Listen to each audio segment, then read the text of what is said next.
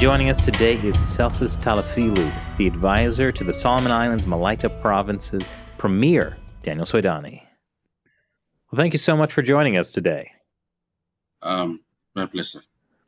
You know, the Chinese Communist Party and Solomon Islands Prime Minister Sokavari have signed this security deal that have gotten, a lot of people worried because it could put a Chinese military base there.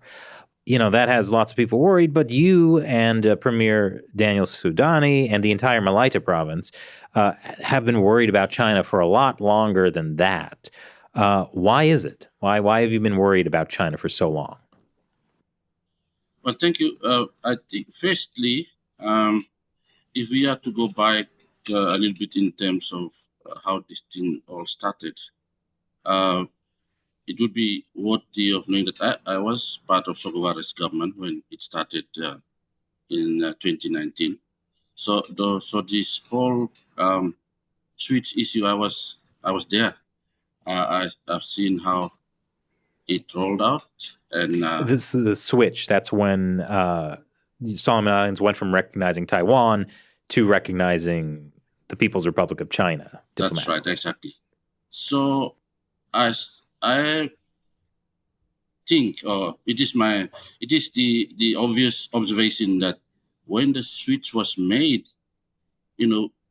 culminating to the switch, there's a whole lot of activities that have taken place, including the government policy, the current government DCGA policy that I participated in putting together. So when the interactions took place at that time, as someone who was with the government, you start to notice that the responsible government aspect of the system somehow has been overlooked, and they are interested political views and political drives, I suppose, within this current government that are bring this thing very aggressively. And if I may mention one more thing, the coalition parties that have made up the current government have different manifestos when they went to the polls in 2019. And it's fair to say that none of them has made any strong reference to a diplomatic switch of some sort, except the party that I was part of, the Democratic Alliance Party. We had in our manifesto a statement saying there is need to review diplomatic relations, especially diplomatic missions of Solomon Islands abroad, and to find out whether they are worthy of holding on to, or there's need to see whether it would be good to downsize some of these things. So that's the entry point for the current coalition. They've used that opportunity to bring in the one China policy at the time, if I remember correctly. So, and when all these things, happened, there were interactions that has happened. The Americans were back. There were big discussions about support, and then amidst those conversations, the current prime minister was saying that the switch would only happen after thorough, discussions and consultations and all those things. And there was mention of at least a number of reports that the government at the time would have relied on before making the switch. And eventually, I remember of the 4 reports that was mentioned, I was there when USAID and other donor partners were having a meeting with the current prime minister, and he mentioned this to them that this is the process that the government will took, and it so happened that at the end, those process has not been complied with. There was only one report that the government relied on to actually make the switch, and that report was produced by a bipartisan parliamentary group, mostly members of parliament on both sides of the house, the government side, was chaired by the current Solomon ambassador to Beijing, on Novet Fugui. So you could see, if you look at the trajectory, there wasn't any proper handling of the issue. It's far from being honest and truthful. Those things that the current government, especially the prime minister, was making known to the donor family and even to Solomon Islands through the national parliament was not being held on to. So if we started a relationship based on those things, how could people believe that such a thing is a good thing? Because it started off like that.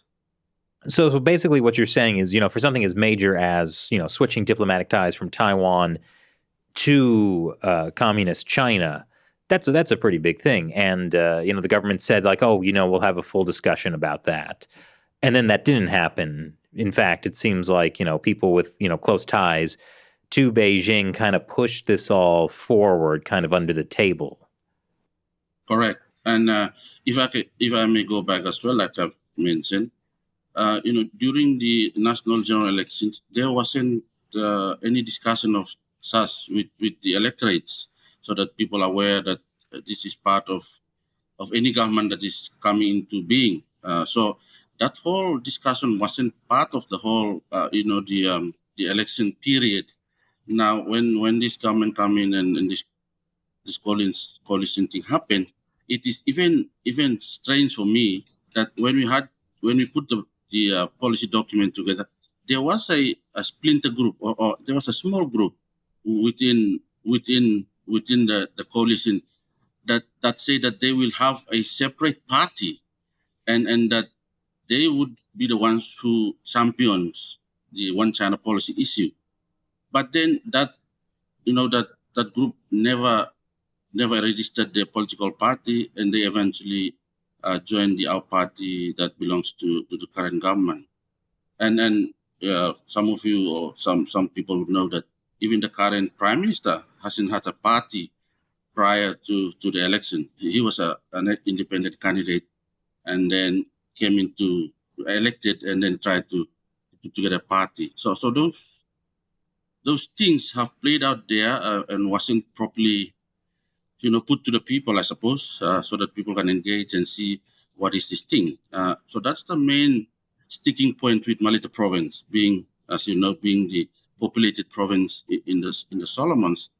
They have the feeling that China is an unknown entity in terms of governance, belief systems that are totally different from ours in the Solomons. So there is that concern that if we are to engage with this entity, this new friend who is very powerful, of course, and that powerfulness of the new friend is quite different from what we used to have with the Western world.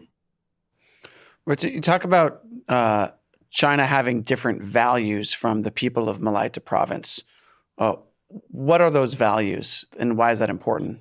So Malaita Province, even before Christianity, we are a people that believe in supernatural things, and we have a relationship with higher beings. So that's part of our sort of a part of our society. Now, we know that China is an atheist state. How would that play with us in terms of if we are to talk about development and the aspects that are related to development? Morality, ethics, and ensuring people's properties and belongings are well catered for within the system. So that's the kind of thing I think Malaita Province and many other societies in Solomon Islands and other provinces, we already have that sort of like the fundamental thing that we are, as people, related to things higher than us. And that is very useful to as we go into aspirations of development. Whereas China, in this case, although the current prime minister was championing, say, when he went to Beijing, he attended a church and said that China also accommodate Christianity and all those other things. But for us, the system the Chinese Communist Party as a system is based on atheism, which is totally different from ours. We are not an atheist society.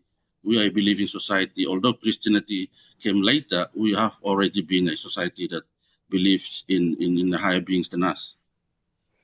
So, for our audience members who aren't Christian or maybe are atheist, help us understand why that issue is so important. I mean, can't you just get along with people that have a different value system, or is there something in particular that makes it really hard to work with China, or maybe some example of it being really hard to work with China?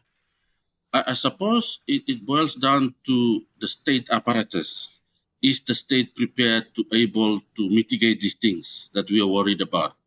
Is the state laws, regulations able to ensure that our systems are not intrude into or been used or been tampered with? So I think that's what that's where the concern lies. Like, of course, we can relate to others, but we relate based on what? Based on being human beings, or as being a state that has powers to look after its people. So I think that's the real concern.